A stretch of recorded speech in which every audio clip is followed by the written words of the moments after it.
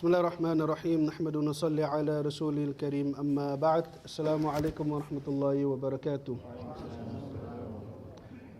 5 times a day or even more for many people, we make dua in the form of the surah Fatiha, and we make dua and ask Allah subhanahu wa ta'ala ihdina as-sirat al-mustaqim, Allah guide us to the straight path. Umar radiallahu anhu was one person who used to say that I only ask Allah subhanahu wa ta'ala once for something. This was narrated that Umar radiallahu anhu used to say, I only ask Allah subhanahu wa ta'ala once for something, and I know that and I trust that Allah subhanahu wa ta'ala has heard my dua and that Allah subhanahu wa ta'ala will grant it. And different to that is when we make salah 5 times a day, and 5 times a day we ask Allah subhanahu wa ta'ala. This is now just the farad, because there's more. But 5 times a day, depending on the raka'at, we ask Allah subhanahu wa ta'ala, Ya Allah, guide us, guide us, guide us, guide us, guide us to the straight path. Indicating the importance of always being guided, and also indicating to, sometimes you might think you're guided, but you have a portion of guidance and the rest is still coming. So guidance from Allah subhanahu wa ta'ala continuously is important in a Muslim's life. Always seeking that guidance, and it also indicates to a believer that you don't know everything. There's a limit to your knowledge, like Allah subhanahu wa ta'ala says in the Quran, وَفَوْقَ كُلِّ ذِي عِلْمٍ عَلِيمٍ. Above every person that has knowledge, there's someone that has more.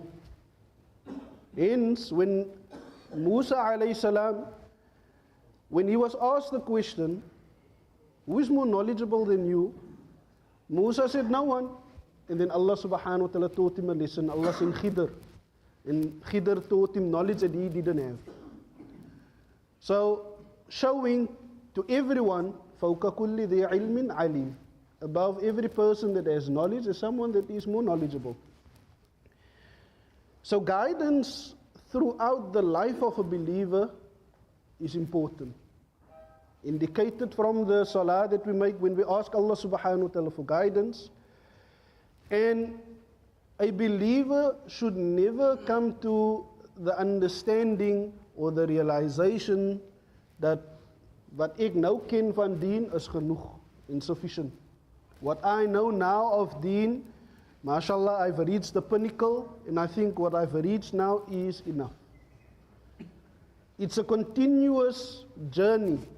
Hence they say, utlubul ilm min al-mahd ila al-lahd. Seek knowledge from the cradle to the grave. Because there's no way, many people, mashallah, and in Jumuajh, we learn a lot. The khatib, the speaker, he lays out so many things, gives you so many hadith and so many traditions of Rasulullah sallallahu alaihi wasallam. You learn a lot. But it can never be a substitute for learning knowledge at a scholar or by a scholar. It can never substitute learning deen from a scholar. And there's nothing that can substitute you sitting with another scholar face to face. There's nothing that can substitute that. You have to sometimes go and sit by a scholar and learn your deen. And that goes for both, not only for you but for me as well. When I started my journey in Islam, it started, the youngest that I can know of deen is when it started with Haji Munshi. And for those who's from Parkwood and the surrounding areas, they would know Haji Munshi. Many ulama and hufaz came from Haji Munshi. And Butakhamat Rabban, husband and wife, they used to teach, and I've also come to learn of other people that used to teach here at the civic center that used to be here opposite. But, your initial stages for me, it was Haji Munshi. You would go there to Imam Farid's masjid, and you would go there in the afternoon and you would learn your deen there. That was my initial stages when it came to deen. Then I drifted until Tablighi came into my life. So with Tablighi, prior to Tablighi, I had no other interaction with deen. Like the normal Cape Townian, he would have his khadat, he would be on salah, he would do, the normal Cape Town rituals that keeps you connected with deen. I had none of this. My mother was a person that embraced Islam and so on and so forth. So the first that I can relate to as something that awoken Islam within me, the first connection of deen was Tablighi. And with Tablighi you would learn the sunnahs of deen, and it's a very beautiful way of increasing your iman. You go out for 3 days, you go out for 40 days, and I know people have their reservations when it comes to Tablighi and Tablighis, right? But as far as I'm concerned, it was a very, very good way of learning deen. Obviously not in reference to what I was saying earlier on, because Tablighi also can't substitute you going to learn your deen at the scholar. It can't substitute that. So my journey then entered into the 3 days, and it became a very spiritual journey. You learn about everything is just Allah and His Rasul, Allah and His Rasul, Allah and His Rasul. So it came to a point where many of the people that I was in contact with, they were people that studied at Darul Ulum Newcastle, Newcastle, Darul Ulum Newcastle. Many of them studied there with Mlna Ismail. So I was thinking, is that now the next step that I must take? Go to Darul Ulum Newcastle and then study there. And at the time, the madrasa opened here. You can say maybe a sister body or whatever, opened Qasimul Ulum. So when they opened, I decided, okay, the next step for me would be to study, go and study the deen. So now, when I was in Tablighi, certain, and it's not, how can I say, it's not bad things, but certain perceptions were created in my mind, and this is what I believed and understood. For example, when I was in Tablighi, you would normally hear that Mlna Ilyas rahmatullahi alayhi, who's the founder of Tablighi Jamat in the 1920s, Mlna Ilyas rahmatullahi alayhi, when he started this system that the Tablighis is following today, of going 3 days and so on and so forth, he had a worry and a concern for the Miwatis where he was. He used to see the people being ani dunya, and there's nothing for deen. And he started this movement known as Tablighi today, 1920 roundabout.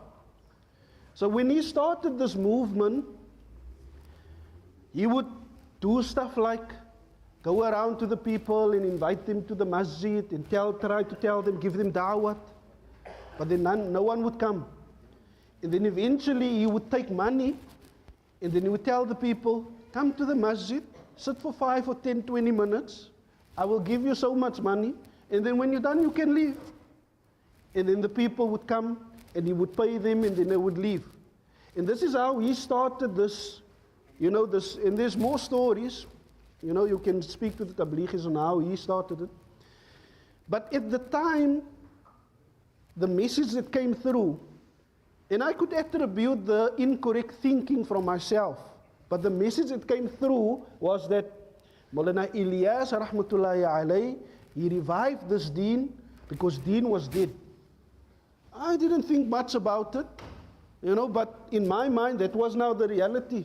Up until Mlna Ilyas rahmatullahi alayhi came, deen was dead, he revived deen, not thinking a little bit further. No, Mlna Ilyas rahmatullah, if deen is dead, how did he become a Mawlana if deen is dead? Surely he must have gone to a madrasa and so on and so forth, but this wasn't the thinking at the time. I'm explaining how guidance, Allah subhanahu wa ta'ala guides you along the way, and Allah subhanahu wa ta'ala increase you in guidance. So this is the perception that I'm having. Eventually it goes to a point, now that I'm studying, so now deen is opened up more. So I'm thinking, hey, subhanallah, I never knew this, usulul fiqh and criticisms of hadith and tafsir of the Quran, and the deen is just wide open. I'm like, subhanallah, this is deen. So, prior to me studying, in my mind, the only way to Allah is tabligh. And anyone who's doing anything else, jy's 'n bietjie verkeerd. You know, you must come to tabligh. This is now my understanding. So my understanding is, die broers wat hier sit, ek moet julle almal tablighis maak. Right? That's the understanding. So my perception is now, how can I make everyone a tablighi? So eventually I'm learning, and the more I learn tabligh, and the more I come into contact with experienced tablighis. Mense soos Ismail Rothmans, mashallah, een van hy ouens. Now I come into contact with more experienced tablighis, and you know, you start to see changes, and you start, oh no, it's you're not supposed to have this fanatical idea of tabligh. Right? You should have an understanding of tabligh where, mashallah, if the person is there 5 times a day, alhamdulillah, good. And we try to get more people on 5 times a day. But there should be a people that is calling towards Allah subhanahu wa ta'ala. There should be. Tabligh is, wallah, is essential. Because while I'm speaking to the brothers, and normally like in Christendom, they would say, you're preaching to the converted. Meaning, die broers se harte is al gechange al. Daar's illa mashallah wat nou hier sit, wat miskien na masjid toe kom. But then there are those who's on the outside, who's not here. They're Muslim, but they're not here. Now who's going to see to them? So that's where the Tablighi Jamat comes in. They fill that gap. So, what I've come to learn is that there is people, hulle bang 'n bietjie die tablighis, ja, hulle die en daai, and I can remember it. Ons slaap in die masjid en wat slaap hulle hier. So eventually you come to realize, look, everyone must understand that each group is filling like a gap in the market. When it comes to our Khadat people and so on and so forth, they're fulfilling that gap in the market. When it comes to calling people towards the masjid, the Tabligh and whoever is doing that, they're fulfilling that gap in the market. Tabligh Jamaat, by the way, is only doing it currently for the Muslims. Then you get people, they call towards Allah subhanahu wa ta'ala, they go to the non-Muslims and they call the non-Muslims. There's that gap in the market. So you find people in various areas of deen and they fulfill a gap in the market. So now on my journey while studying, first year is going well, mashallah, second year is going well. In third year, and maybe this friend won't appreciate what I'm going to do, but in my third year, a friend entered the class that, you know, that many people, they would know, they call them Salafis. Friend entered the class, and now he's changing perceptions. So what is the call of the Salafi? The call of the Salafi is Quran and Sunnah, right? So that aligned with my understanding of how Tabligh is doing it. So a call to Quran and Sunnah, I think this is noble. In my mind, remember, Cape Town is a people of Maulud and Khadat and all of these things. But now I'm coming into contact with a people that is telling me, hey, Bidah, this is Bidah. You can't go make Khadat and Maulud and these things. And while I knew I was a Shafi'i in madhab, Ash'ari in Aqidah, and I know maybe some of these terms may be foreign to some people, but while I know I'm Shafi'i in madhab, Ash'ari in Aqidah, I didn't understand it fully. So now, this friend is coming and he's indoctrinating me beautifully, mashallah. I got the legs what I say. But he's now indoctrinating me. In fact, he also moved away from this idea to be open. He moved away from this idea. But now, this is to me now new guidance. Oh, Maulud, Khadat, Bid'ah. Why is our people doing it? So when you're young, and you studying, in your mind, soos ek nou gedink het met Tablighi, ek moet almal die broers Tablighis maak, in my mind nou, moet ek almal nou laat verstaan ook dat Khadat is Bid'ah en Maulud is Bid'ah. This is now in my mind. It went to the extent where this friend of mine, he printed a whole lot of papers, and it's the scholars now that is saying Maulud and these things is Bid'ah. I brought that paper here the night before for Maulud. Net om clear te wees, ek is nie meer van hy view nie, broers, kan Allah. Nou nie van my hang nie. But I brought that paper here, because in my mind I'm thinking, this is right. I need to explain to the people what is right from wrong. I brought that papers here, ek het 'n stekker agtergelos. En daar is ook om ons nie meer allow mense om papier in die te los nie. Right, because hy van my. 'n stekker agtergelos. I remember Mlna Dawud reading that out the night of Maulud. How can these people be saying this? How can they? Mlna reading it out. Ek sit hier in die crowd en ek sê, as mos reg, wat is aan verkeerd daarmee? But now in my mind, remember, I'm thinking I'm right. So the more I went into my 4th year, 5th year, 6th year, and the more I'm reading, the more I come across the scholars in the Shafi'i madhab and so on, and I'm reading. Okay? These are the people that we, when it comes to hadith and Quran and Sunnah, we say that these people, they understand deen better than me. But yeah, I discover that Imam Suyuti, the great Imam Suyuti was such a great scholar. You ask any scholar, there's no subject matter that you can find in the deen except that you will find Imam Suyuti wrote something on it. Tafsir, hadith, usul, fiqh, you name it. You name it, whatever you want to mention. Lugha, whatever you want to mention, Imam Suyuti wrote something on it. Such a great, brilliant scholar he was. And here I'm reading, this is the same Imam Suyuti, that tafsir I'm reading, but now I'm hearing Imam Suyuti saying, no, there's nothing wrong with Maulud. So now I started thinking, remember, Ihdina Sirat al-Mustaqim, Ya Allah, guide me to the straight path. You're always asking Allah, guide me to the straight path. So now I'm reading and I'm thinking, Imam Suyuti is saying there's nothing wrong with Maulud. En ek is aan 'n pichara. Ek is aan 'n niks. And this great scholar is saying there's nothing wrong with Maulud. So now I'm thinking, oh, wait. This is a bit embarrassing. Because I was of the opinion, Maulud is bid'ah, Khadat is bid'ah. So now I'm thinking, but great scholars like Imam Suyuti, the teacher of Nawawi, and so on and so forth, these people are all saying, there's nothing wrong with Maulud. So what is Maulud?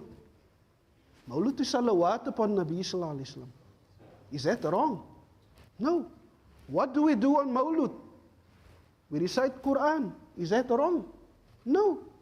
What do we do on Maulud? We talk about Nabi Muhammad Sallallahu Alaihi Wasallam. Is that wrong? No. So what's wrong with Maulud? I'm now questioning my thought processes. So I'm now learning the hard way and embarrassing myself previously, lekker blaaiera agter gesit and thinking you're right. So now I'm learning, moenie so vinnig wees en haastig wees om mense te bang en te sê hulle is verkeerd nie. There might be knowledge out there that you don't know.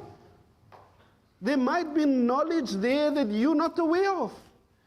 And now you taking out your axe en sy slaat links en rechts, not knowing, but daar's 'n scholar wat die sê, daar's 'n hadith wat die sê, because you're not exposed to everything. At this point in my study career, if you want to call it that, I'm realizing daar's 'n groot gat in my kop as dit kom by knowledge. Ek het gedink ek ken, maar ek ken nie. Clearly, I don't know. In actual fact, my teachers, they used to say, moenie dink ons teach vir julle alles hier nie. You went for 6 years, studied 6 years.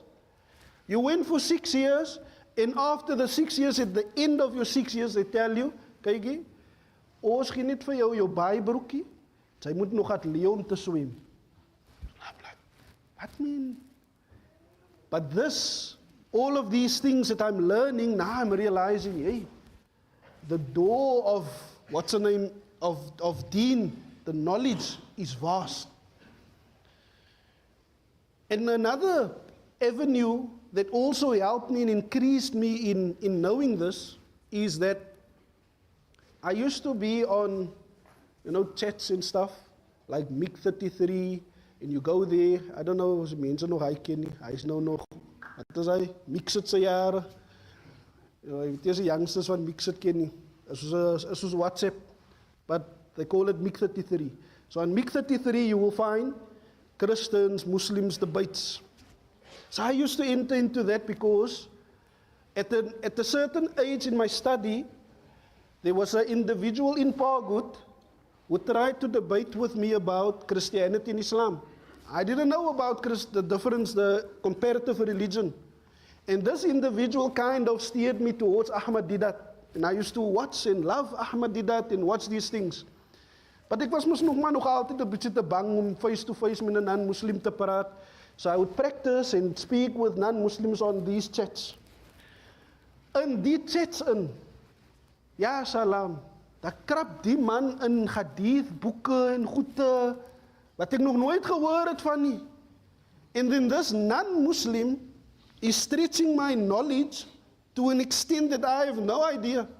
So now I'm learning, hey, hoe ken die man die goede? And now I started reading more on the internet. I didn't have a library of books where I could research things, so the internet was the closest. This is something, the internet is something that I do not advise a non-alim to go seek your knowledge. A alim is different. A person that has studied and know right from wrong is a different person. So I would now go, and then this would now expand my Lord. Remember, ihdina sirat al-mustaqim. All along, Allah subhanahu wa ta'ala is increasing me in knowledge and increasing me in knowledge. So now it comes to a point, ek het gerealize, ek het nuqsaan, a deficiency in my knowledge. And I'm always learning. So, I hear something. Someone is saying, like, the most divisive thing that you can think of. Remember, when we say divisive thing, I'm not talking about the groups that is out of the fold of Islam.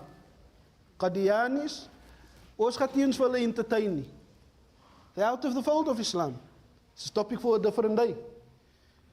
Then we have groups that is beyond Ahlus Sunnah wal Jama'ah, meaning we might consider them Muslim, but they are the people that Nabi Sallallahu Alaihi Wasallam is talking about when he says that you will find people that will innovate in this deen, matters that is not part of this deen. And this is where the Shia comes in. So you have the Ahlus Sunnah wal Jama'ah, the people of Ahlus Sunnah, the people of the Sunnah, and sticking together as a Jama'ah. That is us. We stick together on where it is safe. The Shia, they chose to go beyond that. They decided to innovate. We might consider some of them Muslim, or most of them Muslim, with a few being out of the fold of Islam, but they're still there. Then beyond them are those people who claim to be Muslim, the Baha'is, the Qadianis, the Ismailis. They claim to be Muslim, but they're not. They're out of the fold of Islam. So you have the three, right? You have out of the fold of Islam, they look like Muslim. Then you have those who are Muslim, but they're not part of Ahlul Sunnah wal Jamat. They are those people who will come on the day of the Khawd when Nabi Sallallahu Alaihi Wasallam will be giving water to the people. Then they will be standing in the line and they will be asking water, but Nabi Sallallahu Alaihi Wasallam will want to give them water and will stop. Do you know who these people are? No. Aren't they part of my ummah? Yes. But you know what they did after you? They innovated in this deen. En dan gaat hulle weggejaag word. That's what will happen to them. Those people who innovated in this deen. I come to a Sheikh, Sayyid Ahmad Al-Kaf. O ja, salam, die man se knowledge van fiqh is op 'n nog 'n level. Every Tuesday night, every Sunday night, I used to go and sit with him.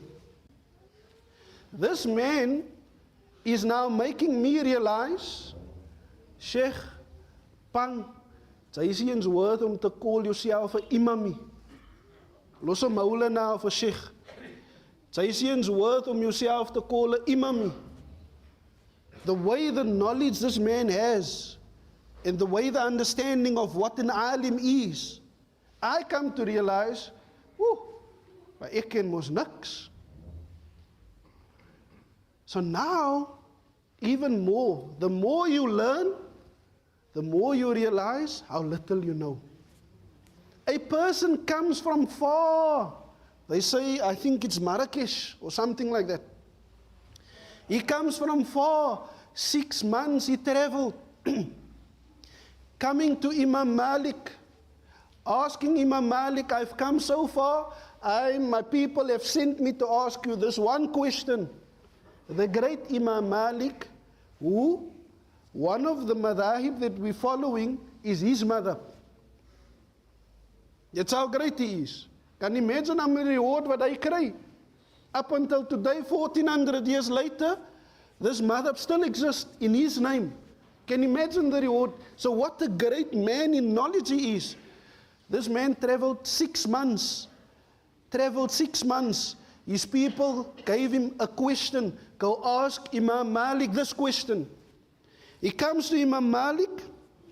He says to Imam Malik, my people have sent me to ask you this question. Imam Malik says, tell your people that Imam Malik, la adari, I don't know. 6 months het die man getravel, Imam Malik sê vir my ek weet nie. But vandag, elke ou wat 'n bietjie kan stryd pie, dink hy kan sê enige iets word dien. Hy is die grootste mufti. Hy kan quote, hy kan sê Allah die en die Rasul die. Imam Malik, the great Imam Malik, who had the knowledge of usul and fiqh and tafsir and you name it. Imam Malik says to this person, La adari. In one sitting, Imam Malik was asked, I think they say 48 questions. 48 questions. Of 32 of those questions, Imam Malik's answer was, La adari. I don't know. I don't know. En as ons 'n question gevra word, ja, kyk ek dink. Jy weet, as jy nou van my vra en ek kyk aan wat jy nou sê en sy is nou Imam Malik het gesê la adri. And you now want to be this great alama. As bitter of you. Imam Malik used to say, when you are asked a question, die question word sy gevra, you are asked a question, verbeel vir jouself, dat Jannah is op jou regterkant, Jahannam is op jou linkerkant. Die question wat ek nou hier gaan antwoord, it's gonna land me in one of these two places. En jy het nog tyd om te, jy weet ek dink, as jy nou jou, net 'n klein bietjie jou, leave it Sheikh. I don't know, go speak to an alim. It's the best thing for you to do. So this is the great Imam Malik. They say you could fill the books of how many times Imam Malik would say, La adri, I don't know, I don't know, I don't know. What's my point? My point is that there's many things that might sound strange to you. How can this be? Not knowing that this might be something within this deen. Now, I tend to mock. I tend to make jokes. It's something that I'm not familiar with. It's something that I think is wrong. But because of my little knowledge on the subject matter, I'm mocking, I'm making fun. I have opinions on it, not realizing that what I'm saying might enter me into the fire of Jahannam. And the dangers is clear. How many times a Sahabi, he says to a person, to the other Sahaba, in a battle, he received a wound. He got a wound on his head. And he's asking the rest of the Sahaba, is there anything like other than, like a replacement for ghusl? Because I just had an ihtilam, a wet dream. Is there anything other than ghusl that I can do instead of, doing a ghusl? Is there anything other that I can do because of this wound? Allah say, no, there's no concession for you. You have to make a ghusl. He takes the ghusl and he passes away because of what he did. The news comes to Rasulullah sallallahu alaihi wasallam. Nabi sallallahu alaihi wasallam is angry. Angry Nabi sallallahu alaihi wasallam is. And he says, you have killed him, may Allah kill you. How? Why did you speak without knowledge? Why did you speak without knowledge? And this is from if I can put it this way, it's from the lowest forms of wrongs that you can do. There's also speaking and not knowing that what you are saying is actually kufr. There's at times when you can utter words or you make a joke, and the joke that you make takes you out of the fold of Islam. There's normally, when it comes to the non-Muslims, they tend to make jokes of, whether they're Christian or so, they tend to make jokes of God and, of Jesus, and it doesn't matter to them, it's like a small thing. I can remember, next week I'm not going to tell it because as a joke about Allah, God is Allah. Jesus is who? Nabi Isa. En as ek die joke moet nou vertel, dan sal dit funny is. En om die risk te kry net dat die broers moet lag, het ek dit nie doen nie. I'm not going to take that risk. But there was this joke that they made and the people laughed. On a different occasion, a person was making a joke, sending videos around about Jesus. This is a Muslim sending it around. I will survive and all of these things, and the bus hits him and then he dies. So this person is finding this funny. Ek sê vir my bro, delete the video, because the person that is being mocked is none other than Nabi Isa. As Muslims, we are not allowed to mock Anbiya, the Anbiya of Allah subhanahu wa ta'ala. And if you do, what happens? Abillah wa ayati wa rasulihi kuntum tastahzi'un qad kafartum ba'da imanikum. Nabi Islam, Allah subhanahu wa ta'ala himself says in Surah Tawbah, is it Allah, His ayat, His signs, and His Rasul that you are mocking? قَدْ كَفَرْتُمْ بَعْدَ إِيمَانِكُمْ. You have disbelieved after you've brought iman.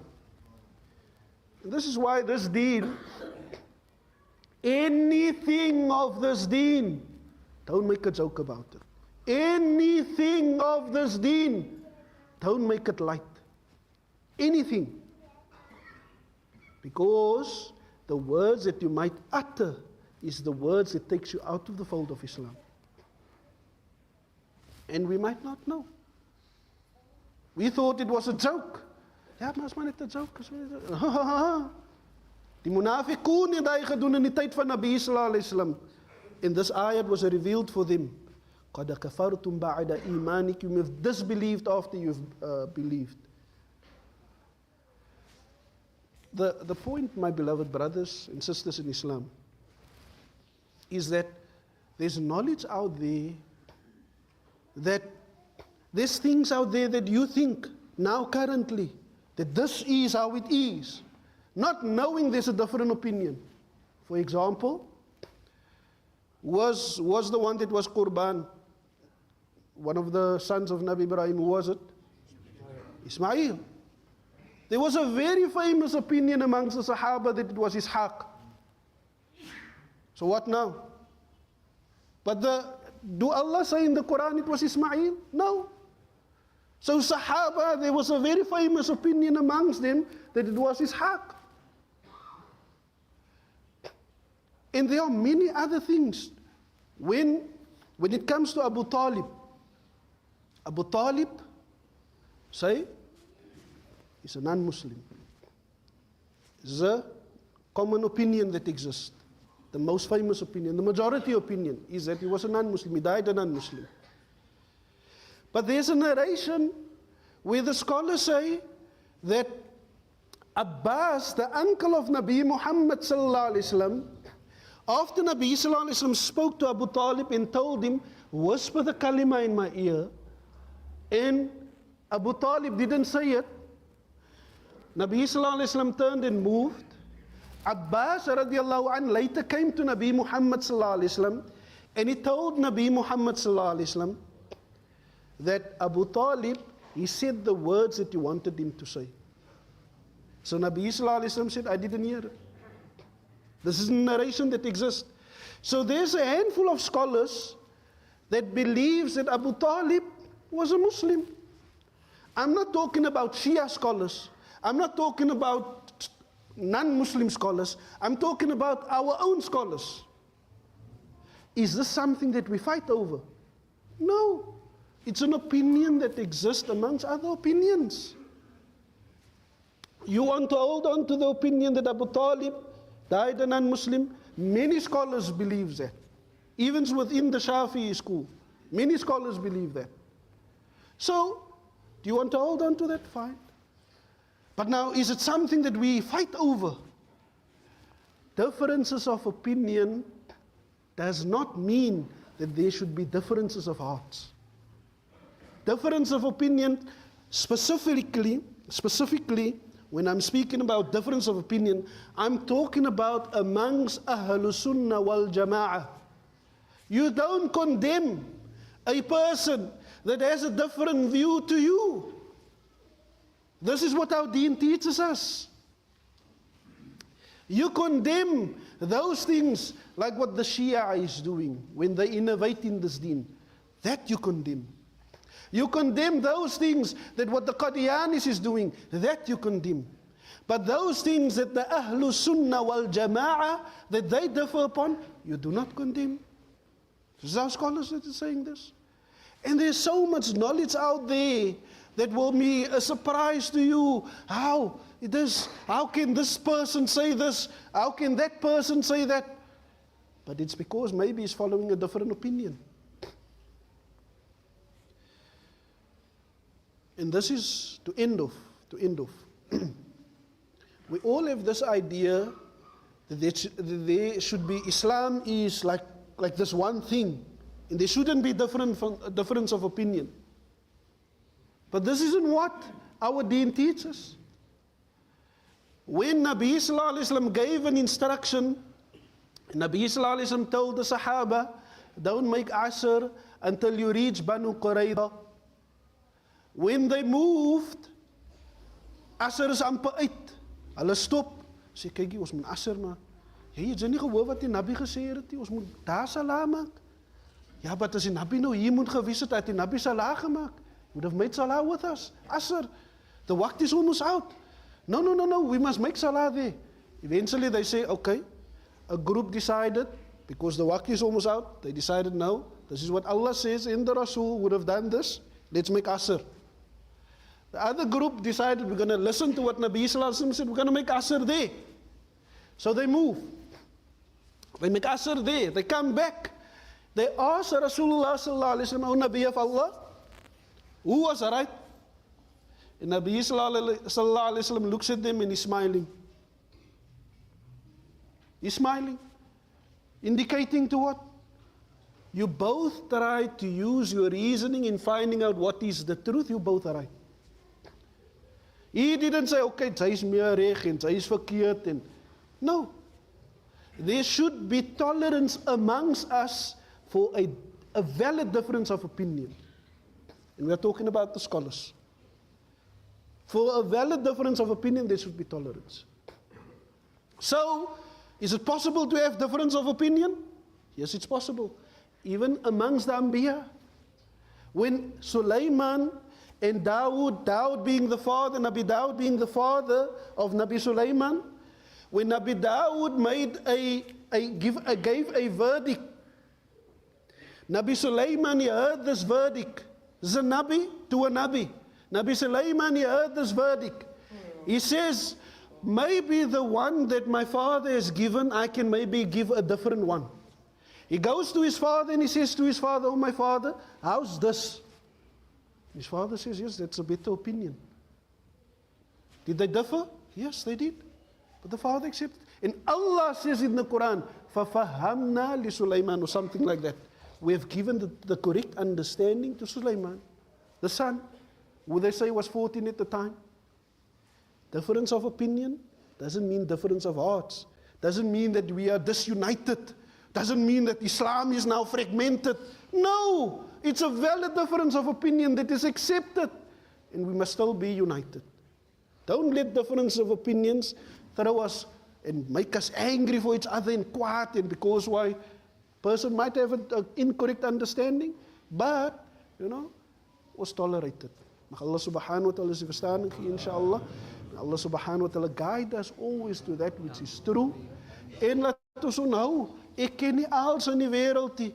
Miskien moet ek net 'n oor gee vir wat die ander ene se opinion is, and then I will see it from his side. Oh, I can see where you're coming from, but I still believe this.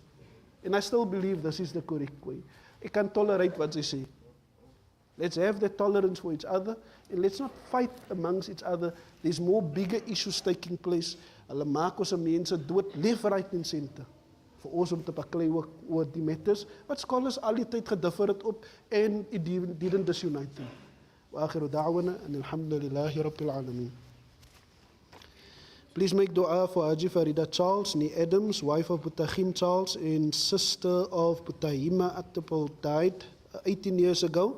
Allah subhanahu wa ta'ala fa Jannatul Firdaus for him. Ya Mustafa kullu shay'in lillah, ya nuran min nurillah,